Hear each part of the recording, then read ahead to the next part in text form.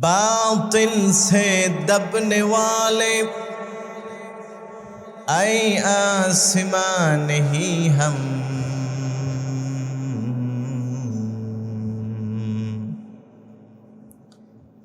बातिल से दबने वाले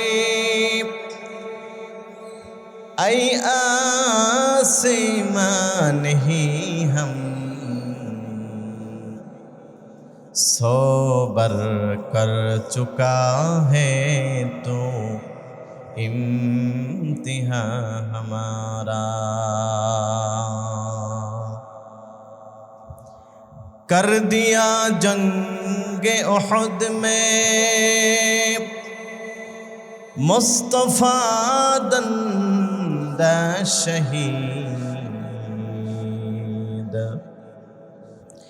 कर दिया जंगे उहद में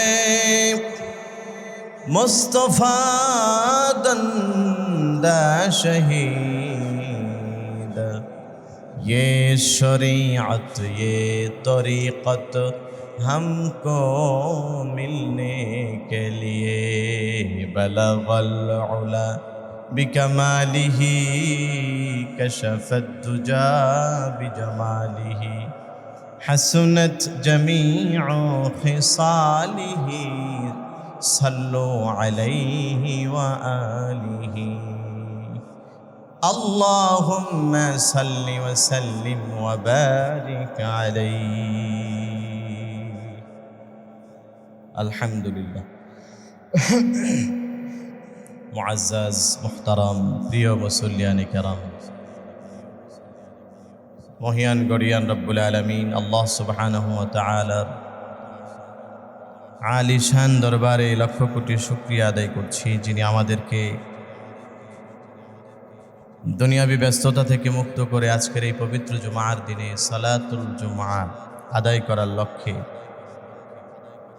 পৃথিবীর সর্বশ্রেষ্ঠ উৎকৃষ্ট জায়গা আল্লাহর ঘর মসজিদে আসার তৌফিক দান করেছেন। এই জন্য সকলে দিল থেকে কালিমাতুশ শুকর আদায় করি, আলহামদুলিল্লাহ। সম্মানিত হাজিরিন, আমাদের গত সপ্তাহে আমরা আলোচনা করেছিলাম মুসলিম ভ্রাতৃত্ববোধ, মুসলমানদের পরস্পর সহযোগিতা, একজন আরেকজনের সাথে সম্পর্ক এবং ঐক্যের গুরুত্ব, এ সংক্রান্ত প্রথম পর্ব আমরা গত সপ্তাহে আলোচনা করেছি। আজকে আমরা আলোচনা করব ইনশাআল্লাহ মুসলিম ভ্রাতৃত্ববোধ যদি না থাকে, পরস্পর যদি ঐক্য না থাকে, তাহলে আমাদের কি কি ক্ষতি হবে এবং এই মুসলিম ভ্রাতৃত্বের হক কি কি, ভ্রাতৃত্বের মানে কি, একজন আরেকজন থেকে কি কি হক পাওনা, এই বিষয়গুলো সংক্ষেপে আপনাদের সামনে তুলে ধরার চেষ্টা করব। আমা তাওফীকি ইল্লা বিল্লাহ। আমাদের সবার জন্য উপকার হয় এমন কিছু কথা যেন আল্লাহ রাব্বুল আলামিন জবান থেকে বের করে দেয়, সবাই বলি আমিন। কুরআনুল কারীমের মধ্যে আল্লাহ রাব্বুল আলামিন ইরশাদ করেছেন, ওয়া'তাসিমু বিহাবিলিল্লাহি জামিআ, তোমরা সবাই মিলে আল্লাহ তাআলার রশিকে শক্তভাবে আঁকড়ে ধরো, ওয়ালা তাফাররাকু, দলে দলে বিভক্ত হয়ে যেও না। সূরা আলে ইমরানের 103 নম্বর আয়াতে আল্লাহ রাব্বুল আলামিন এই আদেশ করেছেন। এবং কুরআনুল কারীমের সূরা আলে ইমরানের 5 নম্বর আয়াতে আল্লাহ তাআলা নতুন করে আরেকটি আয়াত নাযিল করলেন। ক্বালাল্লাহু তাআলা ولا تكونوا كالذين تفرقوا واختلفوا من بعد ما جاءهم البينات। আমার ভাইয়েরা, সূরা আলে ইমরানের 105 নম্বর আয়াতে আল্লাহ রাব্বুল আলামিন বলেন, হে পৃথিবীর মানুষেরা, তোমরা ইহুদি এবং নাসারাদের মতো হয়ো না। যেই সমস্ত ইহুদি এবং নাসারারা তাদের নিজেদের কাছে সত্যের পক্ষে, হকের পক্ষে স্পষ্ট দলিল প্রমাণাদি আসার পরেও দলে দলে বিভক্ত হয়ে গিয়েছে। আমি আল্লাহ নির্দেশ করছি, তোমরা ওই সমস্ত মানুষদের মতো হইও না। ইহুদি এবং খ্রিস্টানরা, ইহুদি নাসারা, এরা দলে দলে বিভক্ত হয়েছিল। এদের ধর্মটাকে দলে দলে ব্যক্তিকেন্দ্রিক, গোত্রকেন্দ্রিক করে ফেলেছিল। আর আমাদের শরীয়তের ক্ষেত্রে আল্লাহ তাআলা নির্দেশ করেছেন যে তোমরা এদের মতো হইও না। আল্লাহ তাআলা কোরআনুল কারীমের আরেক জায়গায় সূরাতুর রুম, সেখানে আল্লাহ তাআলা ইরশাদ করেন, ওয়ালা তাকুনু মিনাল মুশরিকিনা মিনাল্লাযীনা ফাররাকু দীনাহুম ওয়া কানু শিয়াআন কুল্লু হিজবিন বিমা লাদাইহিম ফারিহুন। সূরাতুর রুমের ৩২ নম্বর আয়াতে আল্লাহ রাব্বুল আলামিন বলেন, তোমরা মুশরিকদের অন্তর্ভুক্ত হয়ো না, তোমরা মুশরিক হয়ে যেও না, এবং তোমরা ওই সমস্ত ব্যক্তিদের অন্তর্ভুক্ত হইও না যারা তাদের ধর্মটাকে দলে দলে বিভক্ত করে ফেলেছে। এবং কুল্লু হিজবিম বিমা লাদাইহিম ফারিহুন, এবং তারা প্রত্যেক দল বিভক্ত হওয়ার পরে নিজেদের দল আর মতবাদ নিয়ে তারা উৎফুল্লতার মধ্যে আছে, হাসি খুশিতে আছে। বিভাজন করার পরে তাদের মধ্যে কোনো অনুশোচনা নাই, বরং যে অবস্থা আছে সেটা নিয়ে সে খুশি। তোমরা তাদের মতো হইও না। বুখারী শরীফের হাদিসের মধ্যে আছে, নবীজি সাল্লাল্লাহু আলাইহি ওয়াসাল্লাম বলেন, ইন্নাল্লাহা ইয়ারদা লাকুম সালাসান। নবীজি সাল্লাল্লাহু আলাইহি ওয়াসাল্লাম বলেন, আল্লাহ রাব্বুল আলামিন ৩টা কাজ খুব বেশি পছন্দ করেন। ১ নাম্বার, আন তা'বুদুহু ওয়া লা তুশরিকু বিহি শাইআ। ১ নাম্বার হচ্ছে তোমরা শুধুমাত্র আল্লাহর ইবাদত করবে, আল্লাহর সাথে কখনোই কাউকে শরীক করবে না। এটা আল্লাহ তাআলার কাছে অনেক পছন্দনীয় একটা কাজ। ২ নাম্বার, ওয়া আন তা'তাসিমু বিহাবলিল্লাহি জামিআন ওয়া লা তাফাররাকু। এবং তোমরা সবাই মিলে আল্লাহ রাব্বুল আলামিনের রশিকে শক্তভাবে আঁকড়ে ধরবে, কখনোই তোমরা বিচ্ছিন্ন হয়ে যাবে না। নবীজি বলেন, এই কাজগুলো আল্লাহ রাব্বুল আলামিনের কাছে অনেক বেশি পছন্দনীয়। বলেন সুবহানাল্লাহ। এই মুসলিম শরীফের হাদিসের মধ্যে আল্লাহ রাসূল ৩টা কাজ উল্লেখ করেছেন। ১ নাম্বার, আন তা'বুদুহু, তোমরা আল্লাহর ইবাদত করো। একমাত্র ইবাদত করবো কার? আল্লাহ তাআলার। ২ নাম্বার, ওয়ালা তুশরিকু বিহি শাইআ, আল্লাহর সাথে কাউকে শরীক করা যাবে না। ৩ নাম্বার, ওয়া আন তা'তাসিমু বিহাবলিল্লাহি জামিআন ওয়া লা তাফাররাকু, তোমরা আল্লাহ রাব্বুল আলামিনের রশ্মিকে আঁকড়ে ধরবে, পৃথক পৃথক হয়ে যাবে না। এই ৩টা কাজ আল্লাহ আমাদেরকে করার তৌফিক দান করুন। জোরে বলেন আমিন। এখন আসেন, মুসলমান যে ঐক্য হবে, একজন আরেকজনের সাথে মিলেমিশে থাকবে, এটার মূল ভিত্তি কি? কিসের ভিত্তিতে একজন আরেকজনের সাথে ঐক্য থাকবে? সম্মানিত হাজিরিন, ইসলামী ভ্রাতৃত্বের মূল ভিত্তি হচ্ছে ঈমান এবং ইসলাম। কোরআন এবং হাদিস থেকে সবচেয়ে বেশি যেই 2টা জিনিসের আলোচনা পাওয়া যায় যে মুসলমানদের ঐক্যের মূল ভিত্তি এই 2টা জিনিস। ১ নাম্বার হচ্ছে ঈমান, আর একটা হচ্ছে ইসলাম। অর্থাৎ যার মধ্যে ঈমান আছে, ইসলাম আছে, তারাই পরস্পর একজন আরেকজনের সাথে ঐক্য করে থাকবে। মাসআলাগত দ্বন্দ্ব থাকতে পারে, মাযহাবগত দ্বন্দ্ব থাকতে পারে, তবে ঈমানের ভিত্তিতে এবং ইসলামের ভিত্তিতে নিঃস্বার্থভাবে সবাইকে এক থাকতে হবে। অর্থাৎ যেই বিষয়টা আমাদের সকলের জন্য ঈমান, যে বিষয় বিশ্বাস না করলে মুমিন থাকা যায় না, এমন বিষয়ে যদি কোনো আঘাত আসে তখন সবাইকে ঐক্যবদ্ধভাবে সেটার প্রতিবাদ করতে হবে, প্রতিকার করতে হবে। যেই বিষয়গুলো ইসলামের মৌলিক দর্শন, শিআর, ইসলামের মূল বিষয়, এগুলোর উপরে যদি কোনো আঘাত আসে তাহলে ঐক্যবদ্ধভাবে সবাইকে এটার প্রতিকার করতে হবে, প্রতিবাদ করতে হবে। যেমন আমাদের দেশে অনেক ধরনের মতবাদের মানুষ বসবাস করে। আমাদের দেশে সুন্নি আছে,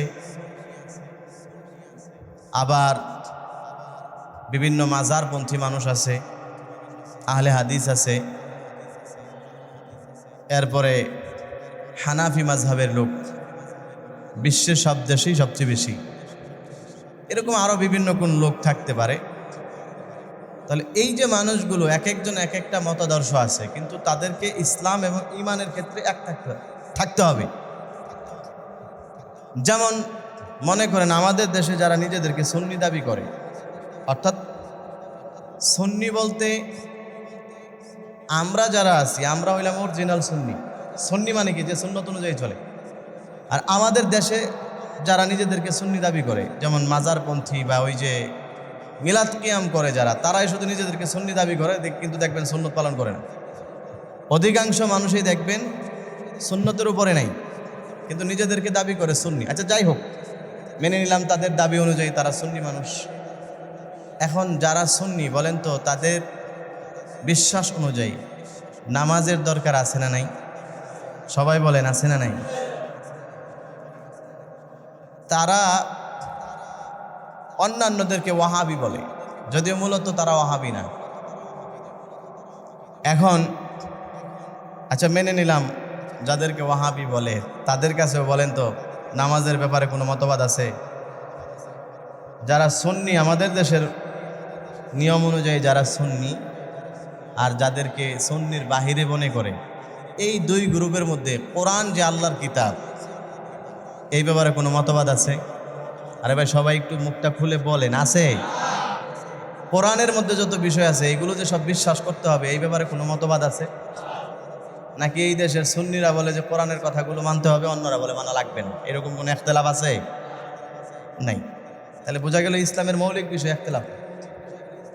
যাকাত দিতে হবে, এই বিষয়ে হানাফি মাযহাব আর শাফি মাযহাব, হাম্বলি মাযহাব, অথবা আমাদের দেশে যারা লামাযহাবি মাযহাব একেবারেই মানে না, আহলে হাদিস, তাদের মধ্যে ইখতিলাফ আছে।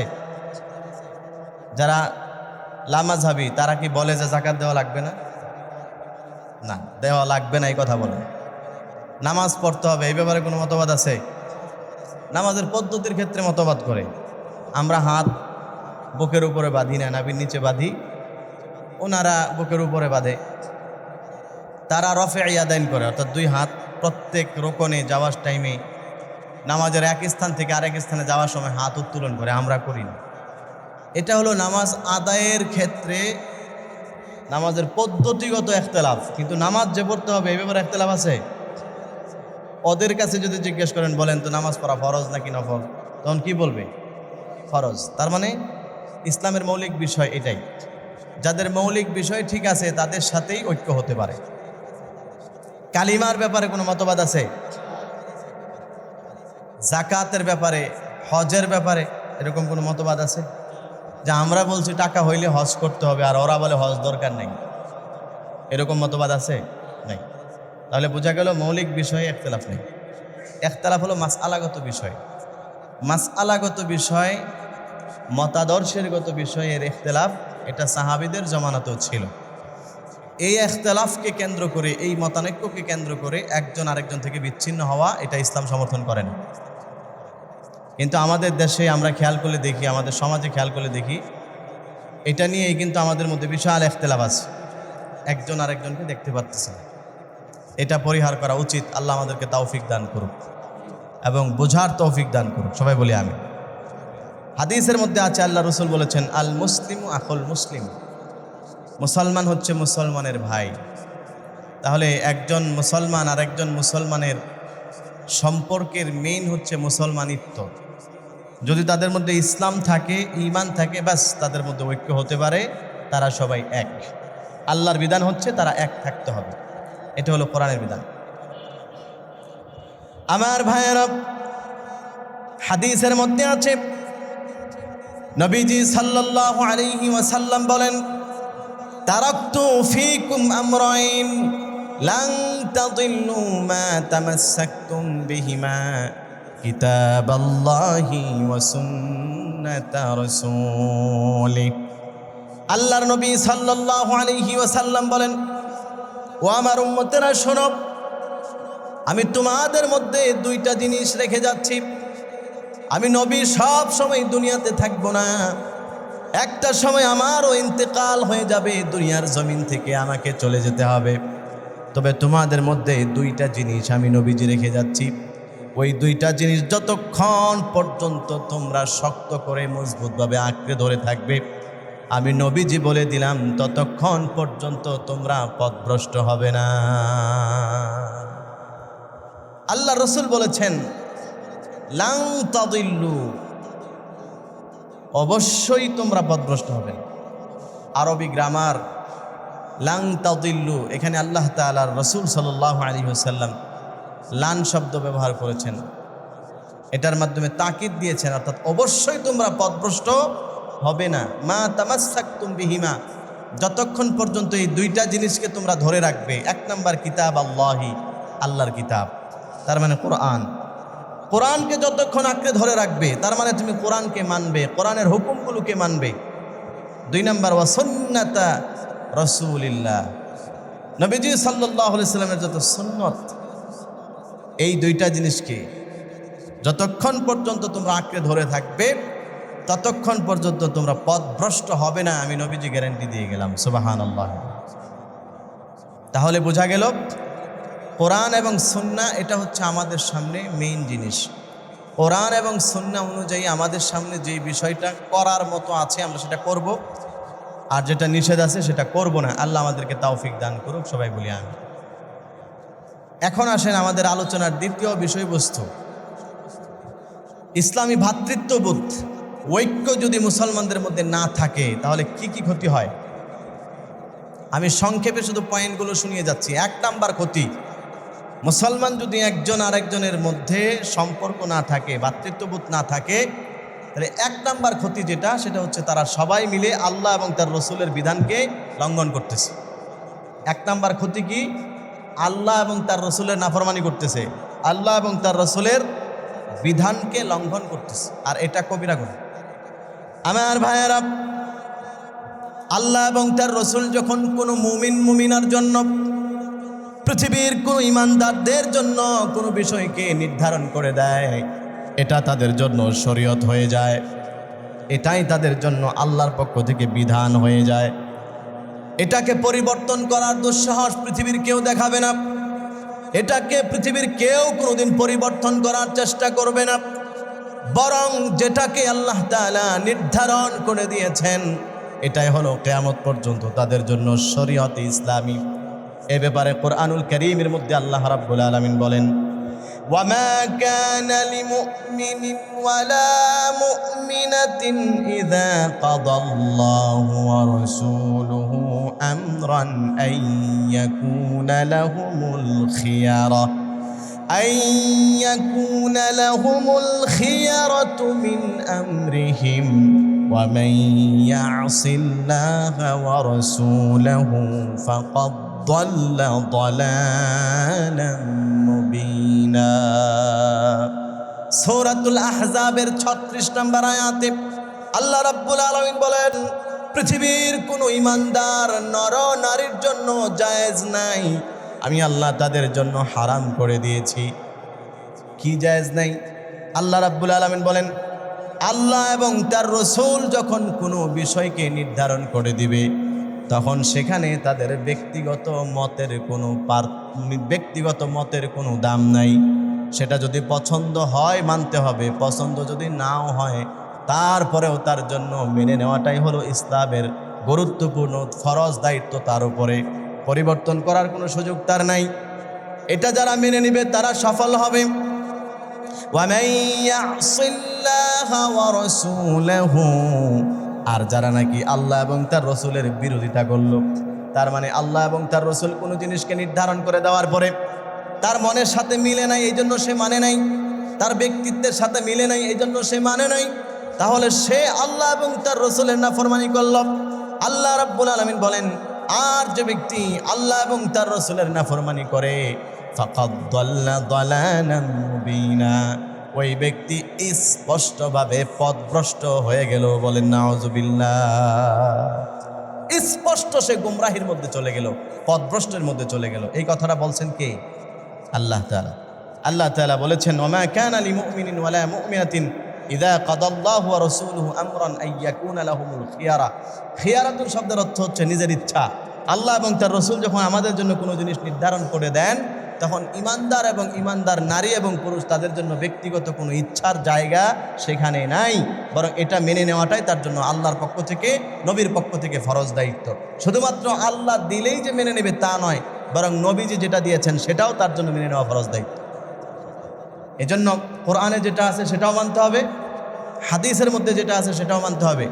কারণ কোরআনে যেটা আছে সেটা সরাসরি আল্লাহর কালাম, আর হাদিসের মধ্যে যেটা আছে সেটাও আল্লাহরই পক্ষ থেকে নবীজি সাল্লাল্লাহু আলাইহি সাল্লামের মাধ্যমে নবীজির জবান দিয়ে আল্লাহ বের করেছেন। এটাও আল্লাহরই পক্ষ থেকে দেওয়া দায়িত্ব। এজন্য নবীজিকে বলা হয় শারে', অর্থাৎ শরীয়ত প্রণেতা। আল্লাহ রসুল যেটা বলেছেন সেটাও আল্লাহর পক্ষ থেকে এই উম্মতের জন্য শরীয়ত, কিয়ামত পর্যন্ত পালন করা জরুরি। আল্লাহ রসুল সাল্লাল্লাহু আলাইহি সাল্লামের এই কথার অবাধ্য যদি কেউ হয়ে যায়, তাহলে সে আল্লাহ এবং তার রসুলের নাফরমানি করে। এখন আসেন, আমরা গত সপ্তাহে আলোচনা করেছি মুসলিম ভ্রাতৃত্ববোধ, ঐক্যের গুরুত্ব অনেক বেশি। এই যে ঐক্যের ব্যাপারে এত গুরুত্ব দিয়েছেন, এটা কি দুনিয়ার কোনো মানুষের কথা? সবাই বলেন, দুনিয়ার মানুষের কথা নাকি সরাসরি আল্লাহর কথা? সরাসরি আল্লাহর কথা। এবং বিভিন্ন হাদিস থেকেও যতটুকু আমরা জেনেছি আল্লাহর রসুলের কথা। তার মানে আল্লাহ এবং তার রাসূল দুজনের আদেশ হচ্ছে মানুষ যেন নিজেদের মধ্যে ঐক্য ধরে রাখে। এখন ঐক্য এটা স্বাভাবিক কোনো বিষয় নয়, বরং এটা আল্লাহ এবং তার রাসূলের হুকুম।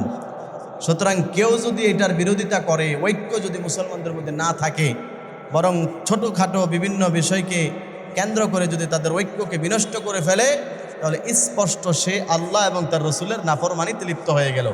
আর যে ব্যক্তি আল্লাহ এবং তার রসুলের নাফরমানিতে লিপ্ত হলো, আল্লাহর কোরআনের ভাষা ফাকাদ দাল্লা দালালাম মুবিনা, সে স্পষ্ট পথভ্রষ্ট হয়ে গেল। এজন্য কখনোই ঐক্য বিরোধী কাজ করা যাবে না। আল্লাহ আমাদেরকে তৌফিক দান করুক, বলেন আমিন। 2 নাম্বার, মুসলমানদের মধ্যে যদি ঐক্য না থাকে তাহলে কি ক্ষতি? দলাদলি এবং ঐক্য এটা হলো ধ্বংসের কারণ। হাদিসের মধ্যে আছে, সহিহ মুসলিমের বর্ণনা, নবীজি বলেন, ফাইন্নামা আহলাকাল্লাযীনা মিন ক্বাবলিকুম কাসরাতু মাসাইলিহিম ওয়া ইখতিলাফুহুম আলা আমবিয়াইহিম।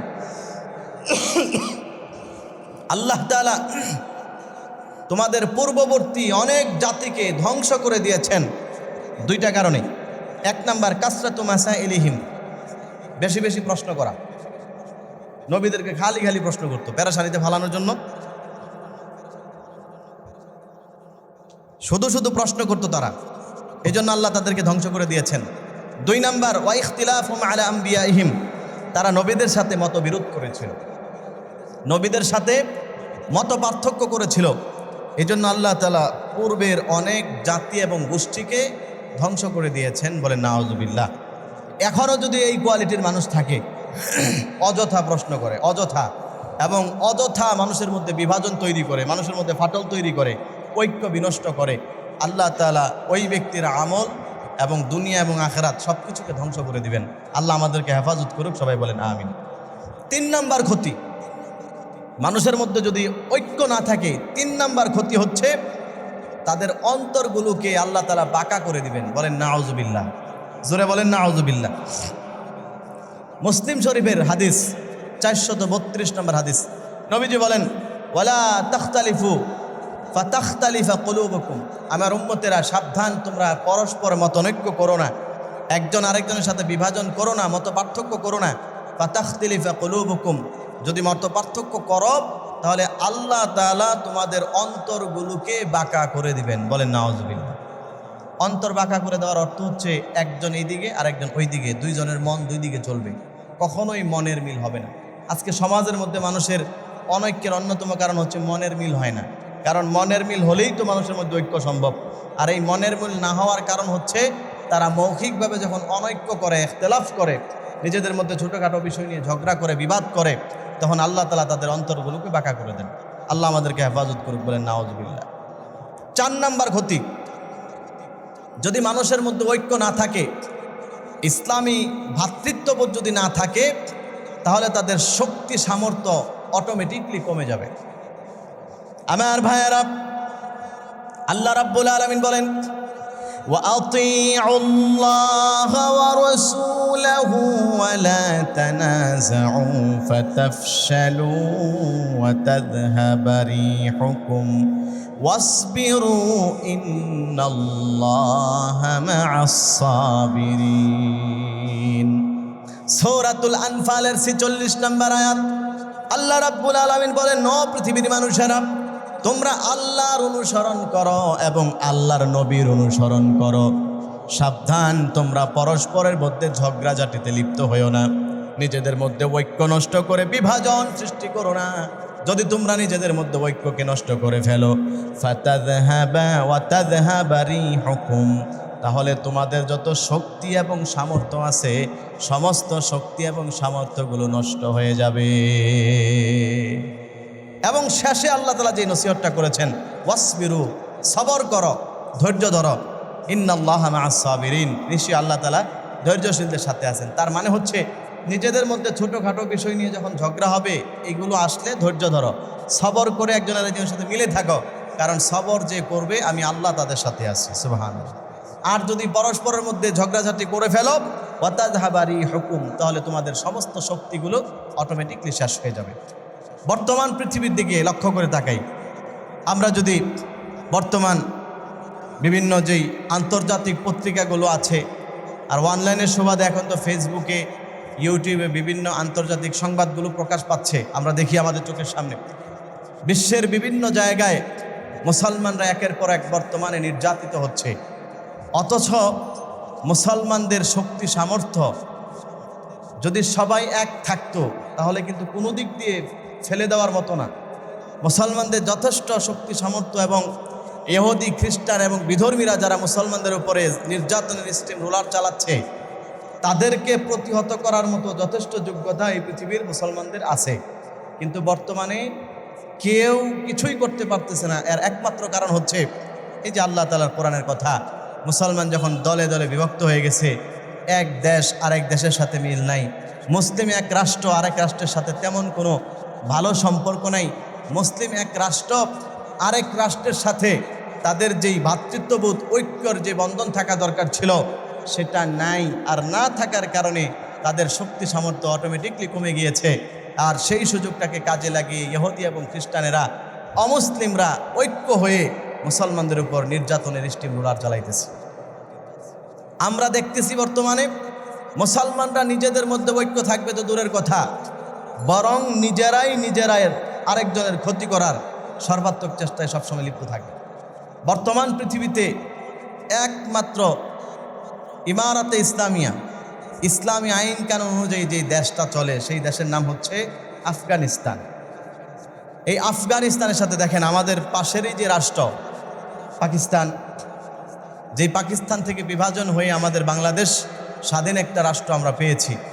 এই যে পাকিস্তান, এই পাক বাহিনী গত কয়েকদিন আগে হঠাৎ করে তারা সেই কাবুলে, আফগানিস্তানের যে রাজধানী, সেখানে হামলা করে অনেককেই শহীদ করে দিয়েছে।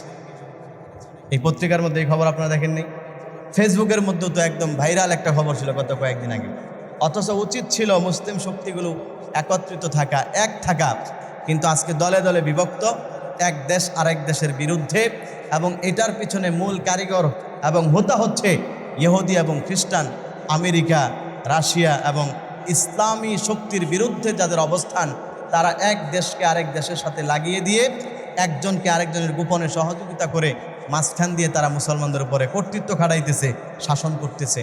অথচ আল্লাহ রাব্বুল আলামিন নিষেধ করেছেন, সাবধান, তোমাদের নিজেদের এই ভ্রাতৃত্ব যখন তোমরা নষ্ট করে ফেলবে, তখন আমি আল্লাহ তাআলা তোমাদের উপর লাঞ্ছনাকে চাপায়া দিব, সবাই তোমাকে মারবে, তাকায়া তাকায়া দেখবা, কিছুই বলার থাকবে না। বর্তমানে বিশ্বে এটাই চলতেছে। কথা বলেন ঠিক না বেঠিক? আমাদের বিশ্বের সব মানুষের অন্তরে ব্যথা জেরুজালেমে মুসলমানদের উপরে। পৃথিবীতে আমার মনে হয় আমাদের বাংলাদেশ, ভারত, পাকিস্তান সবাই তাদের জন্য চোখের পানি ফেলেছে, কান্না করেছে, দোয়া করেছে ফিলিস্তিনি মুসলমানদের জন্য। কি বলেন, করে নাই? কিন্তু দেখেন ফিলিস্তিনের পাশেই বড় বড় আরব যে রাষ্ট্রগুলো, যাদের এত শক্তি এবং সামর্থ্য আছে, যেই কোনো মুহূর্তে ইসরায়েলকে নাকানি চুবানি হওয়া তাদের জন্য 1 মিনিটের ব্যাপারও না। কিন্তু আমরা দেখলাম তারা ইসরায়েলকে উল্টা সহযোগিতা করতেছে। সৌদি আরবের মতো রাষ্ট্রের মধ্যে আমেরিকান সৈন্য তাদের ঘাঁটির ব্যবস্থাপনা করে দিয়েছে সেই রাষ্ট্রের মধ্যে, এবং ওখানে থেকেই তারা তাদের মুসলমান ভাই, যারা মুসলমান দেশ, সেই ফিলিস্তিনের উপর আঘাত করে মুসলমানদেরকে একের পর এক শহীদ করতেছে, হত্যা করতেছে। গাজাকে একদম শেষ করে দিয়েছে, মাটির সাথে মিশিয়ে দিয়েছে, এমন সুন্দর একটা শহরকে শেষ করে দিয়েছে ওই মুসলমান দেশে থেকে থেকে। অথচ তাদের পাশের যে রাষ্ট্রগুলো, তারা যদি সবাই এক হতো, তারা যদি সবাই এক হয়ে যদি সেটার প্রতিবাদ জানাতো, হুঙ্কার ছাড়তো, তাহলে বলেন ইসরায়েলিদের কোনো শক্তি ছিল আমাদের বাইতুল মুকাদ্দাস দখল করার মতো? কোনো শক্তি সামর্থ্য ছিল না তাদের। কিন্তু আজকে মুসলমানরা বিভাজন থাকার কারণে আজকে এই লাঞ্ছনা, এই অপমান আমাদের ঘাড়ের মধ্যে এসে পড়ছে। এগুলো সব আমাদের হাতের কামাই। আল্লাহ আমাদেরকে হেফাজত করুক, বলেন আমিন।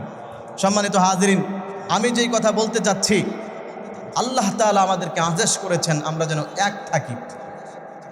বিশ্বের কিছু মানচিত্রের খবর আপনাদেরকে সংক্ষিপ্তভাবে উদাহরণস্বরূপ শোনালাম, ওইটা বাদ দিলাম। আমরা আমাদের দেশে এবং আমরা আমাদের গ্রামে, আমরা আমাদের সমাজে, আমরা আমাদের মহল্লায় নিজেদের মতো করে যদি এই রকম দল কেন্দ্রিক, গোত্র কেন্দ্রিক না হয়ে বরং সে একজন মুসলমান, তার সাথে আমার দলগত পার্থক্য থাকতে পারে, মাসআলাগত পার্থক্য থাকতে পারে, কিন্তু যেহেতু সে নামাজ পড়ে, যেহেতু সে ইসলাম বিশ্বাস করে, কালিমা বিশ্বাস করে, নবী রাসূল বিশ্বাস করে, সুতরাং তার সাথে আমার এক থাকতে হবে, তার যে কোনো বিপদে আপদে আমাকে ঝাঁপায়া পড়তে হবে। এটা যদি আমরা আমাদের সমাজের মধ্যে প্রতিষ্ঠা করতে পারি, ইনশাআল্লাহ কোনো বাতিলপন্থীরা আমাদের উপরে শাসন করবে তো দূরের কথা, মুসলমানদের দিকে চোখ তুলে তাকানোর মতো দুঃসাহস কোনোদিন করতে পারবে না। এই জন্য আমরা নিজেরা এক থাকবো। সবাই রাজি আছেন ইনশাআল্লাহ? আল্লাহ তৌফিক দান করুক, সবাই বলে আমিন। 3 নম্বর আলোচনার বিষয়বস্তু, মুসলিম ভ্রাতৃত্বের হক কি কি? কি কি হক আছে একজন মুসলমান আরেকজনের মুসলমানের উপরে? আমরা যে এক থাকবো, ভালো কথা, সমাজের মানুষ সবাই এক থাকবো। এখন আমরা একজন আরেকজনকে সহযোগিতা করব কোন কোন ক্ষেত্রে? আমার থেকে আরেকজন কি কি হক পায়? 1 নাম্বার, মুসলমানদের ইজ্জত সম্মান এবং জান মালের নিরাপত্তার ক্ষেত্রে একজন মুসলমান আরেকজনের উপরে হক পাওয়া। অর্থাৎ আমার উপরে যদি কোনো আঘাত আসে, আমার ইজ্জতের উপর যদি কেউ অন্যায়ভাবে আঘাত করে, তাহলে আপনি একজন মুসলমান হিসাবে আপনার উপর ইমানি ফরজ দায়িত্ব হচ্ছে সেটার প্রতিবাদ করা, আমার পক্ষে দাঁড়ানো। কথা বুঝতেছেন সবাই? আজকে আমাদের সমাজের মধ্যে আমরা কি করি? একজনকে আরেকজনে অন্যায়ভাবে আঘাত করতেছে, জুলুম করতেছে, বাকিরা বসে বসে মজা দেখি। বাকিরা বলি যে তার এরকম শাস্তি পাওয়ার দরকার আছে, পাইতে থাকুক। আমরা তখন উল্টা তাকে সহযোগিতা করার পরিবর্তে ওই মুসলমানের বিরুদ্ধে আরো আগুন লাগাই দিই। অথচ আল্লাহর কোরআনের কথা হচ্ছে, নবীজি সাল্লাল্লাহু আলাইহি ওয়াসাল্লাম বলেছেন, বুখারী শরীফের 2442 নম্বর হাদিস, আখুল মুসলিমি লা ইয়াজলিমুহু ওয়া লা ইউসলিমুহু, আল মুসলিমু আখুল মুসলিম। নবীজি বলেছেন একজন মুসলমান আরেকজন মুসলমানের ভাই, লা ইয়াজলিমুহু, সে কখনো একজন আরেকজনকে জুলুম করবে না, ওয়ালা ইয়াসলিমুহু, এবং আরেকজনকে জুলুম করতেও দিবে না। হাদিসের অর্থটা আবার বলছি, নবীজি বলেন মুসলমান মুসলমানের ভাই, লা ইয়াজলিমুহু, একজন আরেকজনকে জুলুম করবে না। 2 নাম্বার, ওয়ালা ইয়াসলিমুহু, আরেকজনকে জুলুম করতেও দিবে না। জুলুম করতে দিবে না মানে কি? আমি যেরকম তো আমার ভাইয়ের সাথে অন্যায় কাউকে হতে দিব না, আরেকজন তার সাথে অন্যায়ভাবে কিছু করবে আমি সেটাও করতে দিব না, বরং আমি সেটার প্রতিবাদ করব। আমার একার প্রতিবাদে যদি না হয়, সমাজের সবাইকে নিয়ে প্রতিবাদ করব। সমাজের সবাইকে নিয়ে যদি না হয়, প্রয়োজনে আমার মহল্লার আশেপাশের যারা আছে তাদেরকে নিয়ে সেই অন্যায়ের প্রতিবাদ করব এবং একজন মুসলমান ভাইয়ের পক্ষে দাঁড়াবো। এটা হলো একজন মুসলমান আমার উপরে পাওনা। আমার ভাইয়েরা, এই যে মুসলমান মুসলমানের ভাই, মুসলমান মুসলমানের ভ্রাতৃত্ববোধ, এটার উপরে কেন্দ্র করে একজন আরেকজনের জানমালের নিরাপত্তা দেওয়া আরেকজনের উপরে ফরজ। আপনাদের কারো উপরে কেউ যদি অন্যায়ভাবে আক্রমণ করে, সে আক্রমণের প্রতিবাদ করা আমার জন্য ফরজ দায়িত্ব, এলাকার সব মুসলমানদের জন্য ফরজ। ইসলামের সোনালী যুগের ইতিহাসগুলি যদি আপনারা একটু লক্ষ্য করেন, একটু যদি পড়াশোনা করে দেখেন, ইসলামী সোনালী যুগের ইতিহাসের মধ্যেও ইতিহাসের বড় বড় যেই ঘটনাগুলো ঘটেছিল মুসলিম ভ্রাতৃত্ববোধের কারণে, দক্ষিণ এশিয়া এবং ভারত উপমহাদেশে সর্বপ্রথম যখন মুসলমানদের আনাগোনা শুরু হয়েছিল, কিভাবে শুরু হয়েছে ইতিহাসের মধ্যে আছে। 722 খ্রিস্টাব্দে এই হিন্দুস্থানে সিন্ধু বিজয়ের মাধ্যমে মুসলমানদের আনাগোনা শুরু হয়েছে। এই সিন্ধু বিজয়ের ইতিহাস কিতাবের মধ্যে লম্বা আলোচনা করা হয়েছে। স্বতন্ত্র সিন্ধু বিজয়ের বই বাজারের মধ্যে পাওয়া যায়। আল্লাহর বান্দা একজন নওজোয়ান, মাত্র 16 বছর বয়স, মোহাম্মদ বিন কাসিম, মাত্র 16 বছর বয়সে এই হিন্দু রাজা একজন ছিল, তার নাম ছিল রাজা দাহির। চরম পর্যায়ের ঝাল এবং অসভ্য একজন রাজা। মুসলিম বোনদেরকে দর্শন করত, মুসলিম মা বোনদের ইজ্জতের উপর আঘাত করত, মুসলমানদের ধন সম্পদগুলোকে লুটে নিত। তৎকালীন সময়ে উমাইয়া খেলাফত চলাকালে, উমাইয়া খেলাফতের শাসনকর্তা ছিলেন ওয়ালিদ ইবনে মুগীরা। সে যখন শাসনকর্তা ছিল, তার একজন সেনাপতি ছিল হাজ্জাজ বিন ইউসুফ। হাজ্জাজ বিন ইউসুফের আপন ভাতিজা ছিল মুহাম্মদ বিন কাসিম। মুহাম্মদ বিন কাসিম রহমতুল্লাহি আলাইহি, ওনার কাছে পরবর্তীতে তার মেয়ে বিয়ে দিয়েছিলেন। মাত্র 14-15 বছর বয়স, শিশুকালেই তার বাবা মারা গিয়েছিল। ছোটকাল থেকেই যুদ্ধের প্রতি অন্যরকম জজবা তার ছিল। একজন নওজোয়ান, মাত্র 16 বছর বয়স, মুসলমানদের পক্ষ থেকে রাজা দাহিরের অত্যাচারের একের পর এক চিঠি যখন যেতে লাগলো উমাইয়া খেলাফতের কাছে, চিঠিগুলো যাওয়ার পরে রাজদরবার থেকে বিভিন্নভাবে সেটাকে সুরাহা করার চেষ্টা করা হয়েছে। কিন্তু এই হিন্দুত্ববাদী রাজা দাহির তার অসভ্যতা কোনোভাবেই কমালো না, বরং মুসলমানদের উপর জুলুম, ট্যাক্স, নির্যাতন আর বাড়িয়ে দিল। তখন সেটাকে সমাধান করার জন্য 15-20 জনের একটা কাফেলা হাজ্জাজ বিন ইউসুফ আবার পাঠালেন। ওই 15 জনের মধ্যে 18 জনকেই রাজা দাহির নিজে হত্যা করেছে, 2 জনকে শুধুমাত্র ছেড়ে দিয়েছিল। আর সেই 2 জন গিয়ে সংবাদ দিল কোনোভাবেই রাজা দাহিরের অত্যাচার মুসলমানদের উপরে করতেছে, সেটাকে থামানো যাচ্ছে না। আমার ভাইয়ারা, হাজ্জাজ বিন ইউসুফ তখন চিন্তা করল, এই জুলুম আর নির্যাতন থেকে বিশ্বের যেই কোনো প্রান্তে আমার একজন মুসলমান ভাইয়ের উপর যদি আঘাত আসে, আমি সহ্য করতে পারবো না। আমার একজন মুসলমান ভাইয়ের উপরে কেউ যদি কষ্ট দেয়, আমি ইমানদার বসে থাকতে পারবো না। হিন্দুস্তানের মুসলমানের উপর জুলুম হচ্ছে, কিভাবে সেখান থেকে প্রতিহার করা যায়, কিভাবে সেখান থেকে তাদেরকে মুক্তি করা যায়।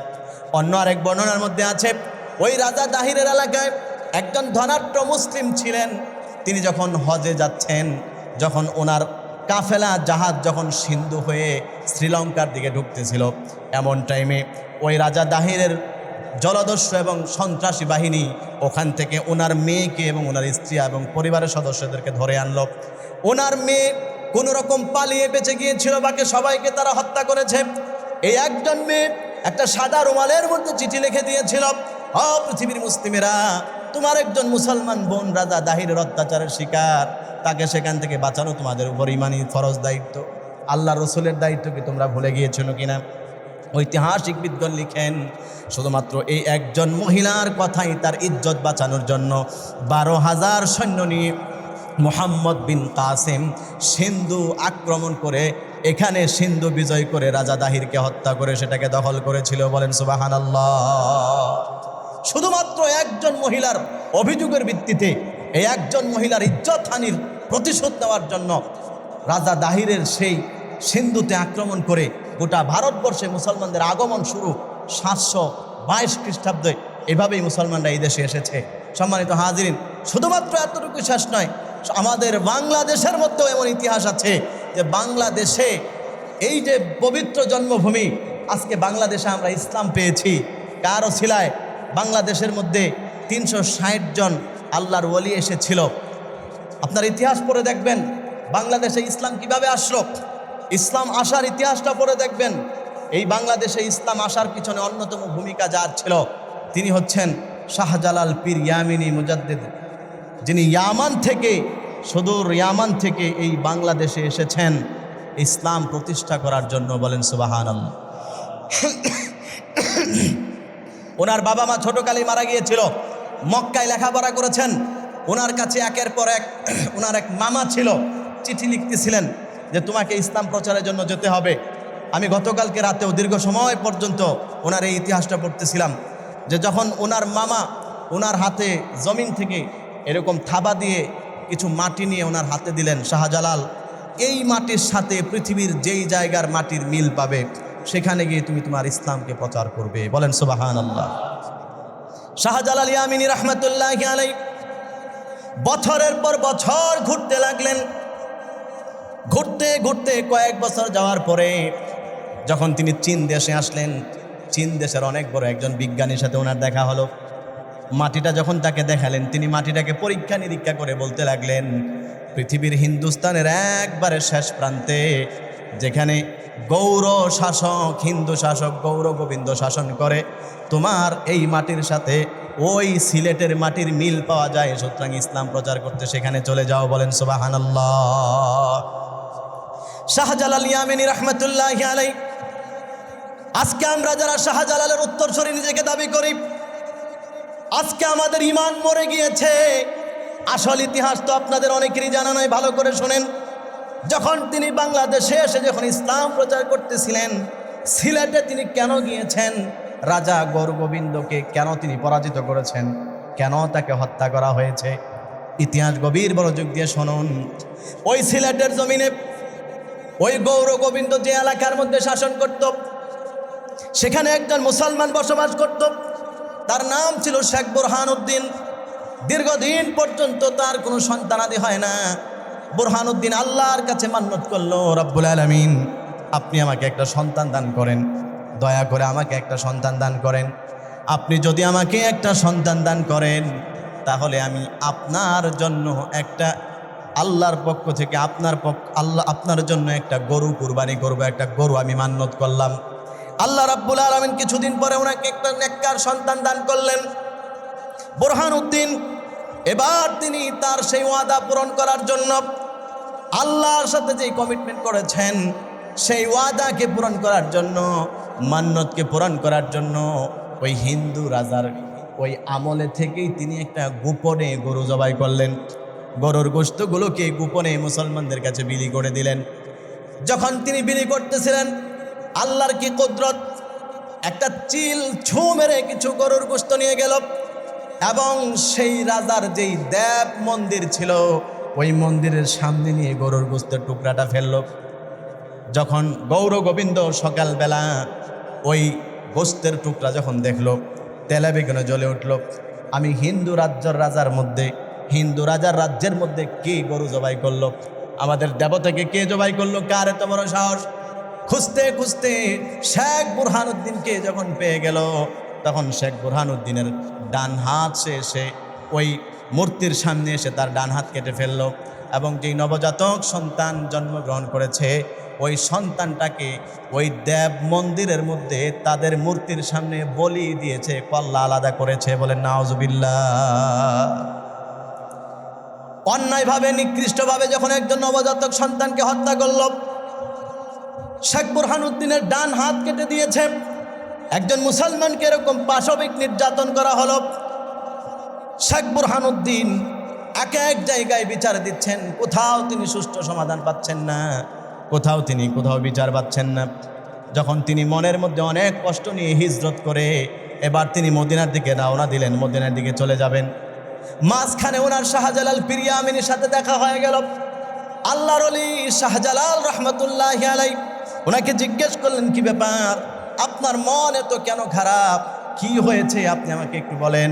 উনি ওনার বিস্তারিত ঘটনাটা খুলে বলল, আমি আল্লাহর জন্য কোরবানি করেছি, আর হিন্দু রাজা গৌর গোবিন্দ আমার সন্তানটাকেও তার মূর্তির সামনে জবাই করেছে, আমার ডান হাতটা কেটে দিয়েছে, বিচার পাইলাম না, সুতরাং এই দেশে আমি আর থাকবো না। শাহজালাল রহমতুল্লাহি আলাইহি আল্লাহর ওলি, ও যুবক ভাইয়েরা, যার ওসিলায় এই দেশের মধ্যে ইসলাম এসেছে, আগুনের মতো জ্বলে উঠলেন। আমার একজন মুসলমান ভাইকে হত্যা করা হয়েছে, আমার একজন মুসলমান ভাইয়ের হাত কেটে ফেলা হয়েছে।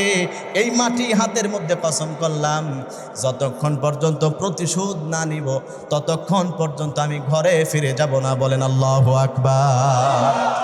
ওনার 360 জনকে নিয়ে তিনি ছুটলেন শাহজালাল ইয়ামিনী সিলেটের দিকে।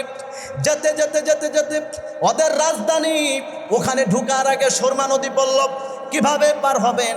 যাই নামাজ বিছিয়ে দাঁড়িয়ে গেলেন নামাজের মধ্যে, পানির উপর দিয়ে যাই নামাজ নদীর ওপারে চলে গিয়েছে। সুবহানাল্লাহ। শাহজালাল ইয়ামিনী রহমাতুল্লাহি আলাইহি, শাহজালাল ইয়ামিনী এবং ওনার সাথী সঙ্গীরা সবাই গিয়ে একসাথে গৌর গোবিন্দের আস্থানার মধ্যে আক্রমণ করে ফেলেছে। বলেন সুবহানাল্লাহ। শুধুমাত্র একজন মুসলমানের প্রতিশোধ নেওয়ার জন্য। মুসলিম ভ্রাতৃত্ববোধ কাকে বলে? মুসলিম ঐক্য কাকে বলে?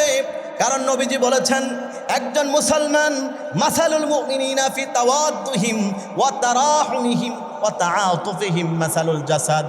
আল্লাহর নবী বলেন, মুসলমানরা একজন আরেকজনের সাথে ভালোবাসার ক্ষেত্রে, মহব্বতের ক্ষেত্রে পুরা দেশের মুসলমান একটা শরীরের মতো। ইযা ইস্তাকা মিনহু উদবুন তাদাআ লাহু সাইরুল জাসাদি বিসসাহরি ওয়াল হুমা। যখন কোনো একটা অঙ্গ আঘাতপ্রাপ্ত হয়, পুরা শরীরের মধ্যে জ্বর এসে যায়, গরম হয়ে যায়, পুরা শরীরের মধ্যে বিষাক্ত হয়ে যায়। সুতরাং আমি বাংলাদেশের মুসলমান, তাতে কি হয়েছে?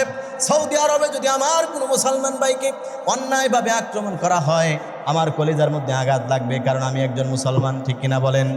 ফিলিস্তিনের মধ্যে যখন একজন মুসলমানের উপরে বোমা নিক্ষেপ করা হয়েছে, যদিও বাংলাদেশে আমি বসে আছি সুস্থ অবস্থায়, কিন্তু আমার তো মনে হয় এমন কোনো মুসলমান নাই। যখন সেই গাজার শিশুদের বুকের মধ্যে গুলিটা চালানো হয়, বাংলাদেশের মুসলমানরা কবুতরের মতো লাফাইতে থাকে, মনে হয় যেন গুলিটা তার কলিজার মধ্যে লাগছে। কথা বলেন ঠিক না বেঠি? কারণ এটা আমার ভাইয়ের প্রতি আমার মহব্বত, আমার ভালোবাসা, এটা মুসলিম ভ্রাতৃত্ববোধ। আল্লাহ রসুল বলেছেন, আল্লাহ তাআলা করে দিয়েছেন। বলেন সুবহানাল্লাহ। শাহজালাল পীর ইয়ামিনী রাহমাতুল্লাহি আলাইহি বললেন, আমার একজন মুসলমান ভাইকে অন্যায়ভাবে হত্যা করেছে, প্রতিশোধ না নেওয়া পর্যন্ত আমি থামবো না। ওনার দল বল নিয়ে রাজা গৌর গোবিন্দের সেই আগ্রাসনে রাজদরবারে হামলা করলেন। তারা যখন যুদ্ধ করতে না পেরে পালায়ন করে কোনো একটা মন্দিরের মধ্যে ঢুকলেন। এক বর্ণনার মধ্যে আছে বিশাল একটা প্রাসাদের মধ্যে ঢুকলেন। শাহজালাল ইয়ামিনী রাহমাতুল্লাহি আলাইহি ওনার দলবল সহ সেই সিলেটের জমিনে দাঁড়িয়ে আল্লাহু আকবার বলে এমনভাবে আযান দেওয়া শুরু করে দিয়েছে, ওনার আওয়াজে, আযানের আওয়াজে, আল্লাহু আকবারের ধ্বনিতে রাজা গৌর গোবিন্দর প্রাসাদগুলো ঠাস ঠাস করে ভেঙে ভেঙে মাটিতে লুটিয়ে পড়েছে। বলেন আল্লাহু আকবার। ইসলামের বিজয় এসেছে। কিভাবে এসেছে একটু পড়াশোনা করে দেখবেন। ইউটিউবে, ফেসবুকে বর্তমানে এই তথ্যগুলো অ্যাভেলেবেল পাওয়া যায়। আজকে আমরা কত সুন্দর দেশের মধ্যে বসবাস করছি, কিন্তু এত সুন্দর দেশটা তো আগে ছিল না। শাহজালাল পীর ইয়ামিনী রাহমাতুল্লাহি আলাইহি যখন এই বিল্ডিংগুলো ভেঙে ভেঙে পড়ছে, আর ওই মালাউনগুলো, হিন্দুর বাচ্চাগুলো ওইটার ভিতর থেকে যখন গড়িয়ে গড়িয়ে পড়ছে, সবগুলোকে হত্যা করেছেন একজন মুসলমানের প্রতিশোধ নেওয়ার জন্য। সুবহানাল্লাহি ওয়া বিহামদিহি। অথচ আজকে বিশ্বের এক এক জায়গায় মুসলমানরা নির্যাতিত হয়। অনেক মানুষ এমন আছে, সবাই না, যারা মনে মনে খুশি হয়, তাদের জন্য একটু সমবেদনাও নাই, মনের মধ্যে একটু দয়াও লাগে না। কথা বলেন ঠিক না বেঠিক? কিন্তু যারা ইমানদার, নবীজি বলেছেন, যার মধ্যে ইমান আছে, সারা পৃথিবীর মুসলমান সবাই একটা বডির মতো। পৃথিবীর যেই কোনো প্রান্তে মুসলমান আক্রান্ত হবে, জুলুমের শিকার হবে, মুসলমান হিসেবে যদি কষ্ট না লাগে, বুঝতে হবে ইমান নেই। সহজ হিসাব। এখানে যারা আছি আমরা, বিশ্বের যেই কোনো জায়গায় মুসলমান তারা নির্যাতিত হচ্ছে, শোনার পরে যদি আপনার ভিতরে কষ্ট না লাগে, আপনি বেশি বেশি তাওবা করবেন, কারণ আপনার ভিতরে ইমান নেই। আল্লাহ রসুলের হাদিস। কারণ যদি ইমান থাকতো তাহলে আপনার ভিতরে একটু হলেও কষ্ট লাগতো, কারণ নবীজি বলেছেন গোটা পৃথিবীর মুসলমান একটা শরীরের মতো। আজকে বিশ্বের বিভিন্ন জায়গায় মুসলমানরা নির্যাতিত, মাজলুম। আর এই নির্যাতন এবং মাজলুম হওয়ার অন্যতম কারণ হচ্ছে মুসলমানদের মধ্যে ঐক্য না থাকা। মুসলমানদের মধ্যে যদি আজকে এক থাকতো, সারা বিশ্বের মুসলমানরা যদি এক থাকতে পারত, তাহলে যারা নাকি মুসলমানদের উপর আক্রমণগুলো করতেছে, আপনারা বলেন, আমি জানতে চাই, তারা কি সেই আক্রমণগুলো করার মতো সাহস পাইতো? কখনো পেত না। এই গত 2-3 দিন যাবৎ পত্রিকা খুলে দেখবেন, আফ্রিকার একটা দেশ সুদান, বিশেষ করে গতকালকে প্রায় 1500 মুসলমানকে নির্বিচারে, বিচার বহির্ভূতভাবে অন্যায়ভাবে হত্যা করা হয়েছে। বলেন নাউজুবিল্লাহ। এক দুইজন নয়, 1500 একদিনে। পত্রিকা খুলবেন বা নেটে সার্চ করবেন, জুমার পরে গিয়ে দেখবেন সুদানে কাদেরকে হত্যা করা হচ্ছে। ওইখানে সুদানে দুইটা গ্রুপ আছে সেনাবাহিনীর, আধা সামরিক আরেকটা হচ্ছে সরকারি গ্রুপ। এই আধা সামরিক বাহিনী যারা RSF, এই বাহিনী তারা একটা শহরকে দখল করছে, যেই শহরের মধ্যে মুসলমানরা থাকে। এবং আফ্রিকার সুদানের এই মুসলমানরা এমন মুসলমান যাদেরকে ইহুদি খ্রিস্টানরা বিভিন্ন তথ্য প্রযুক্তি দিয়ে পরিবর্তন করার অনেক চেষ্টা করছে, কিন্তু তারা এগুলো গ্রহণ করে না। তারা মুসলমানদের যে কৃষ্টি কালচার এগুলো মেনেই চলে। বলেন সুবহানাল্লাহ। অনেক সময় ইহুদি খ্রিস্টানরা অনেক কিছু দেয় দেশে, আমাদের দেশে অনেক কিছু দেয় যে আপনাদের দেশে উন্নতির জন্য এগুলো দিতেছি, তখন আমরা অনেক সময় গ্রহণ করি, তাদের মতো চলি, তারা খুশি। কিন্তু সুদানের ওই সমস্ত মুসলমানদেরকে অনেকভাবেই পরিবর্তন করার চেষ্টা করতেছে। ওরা গরিব মানুষ, এক বেলা খাইলে দুই বেলা খাইতে পায় না, কিন্তু কখনো কারো কাছ থেকে কোনো কিছু নেয় না, নিজেদের কৃষ্টি কালচারের উপর আছে। আর শুধুমাত্র এই কারণে তাদেরকে নির্বিচারে ব্রাশ ফায়ার করে, গুলি করে, গাড়ি তাদের উপর উঠিয়ে দিয়ে হত্যা করা হচ্ছে। আমি গতকালকে অনেকগুলো ভিডিও দেখেছি। ভিডিওগুলো দেখার পরে নিজেকে স্থির রাখা বড় কঠিন। এক কাতারে দাঁড় করিয়ে একসাথে 20-50 জনকে 1 মিনিটের মধ্যে গুলি করে ঝাঁঝরা করে ফেলেছে। একজন জীবন্ত মানুষের উপরে ট্রাক উঠিয়ে দিছে, তাও আস্তে আস্তে উঠায়া তার মগজ শরীর ছিটকে ঠাস করে বের হয়ে একদম ফাইটা জমিনের সাথে মিশে গেছে। এইভাবে অন্যায়ভাবে তাদেরকে হত্যা করা হচ্ছে। পাহাড়ে, বিভিন্ন নালায়, গুহায় মুসলমানদেরকে ঝুলিয়ে রাখা হয়েছে। মা সন্তান, 2 জন সন্তান সহ একই রশিতে গাছের মধ্যে ঝুলিয়ে রাখা হয়েছে। একদিনে 1500 এবং বিগত 3 দিনে, গত রবিবারে তারা সেই শহর দখল করেছে RSF বাহিনী। গত রবিবারে দখল করার পরে গত বুধবার থেকে আজকে শুক্রবার পর্যন্ত এই 2 দিনে টোটাল 3000 নিরীহ মুসলমানকে হত্যা করেছে। আল্লাহ তাআলা সুদানের ওই সমস্ত মুসলমানদেরকে হেফাজত করুক, সবাই বলেন আমিন। এবং সারা বিশ্বের সমস্ত মুসলমানদেরকে এক হয়ে চলার তৌফিক দান করুক, বলেন আমিন।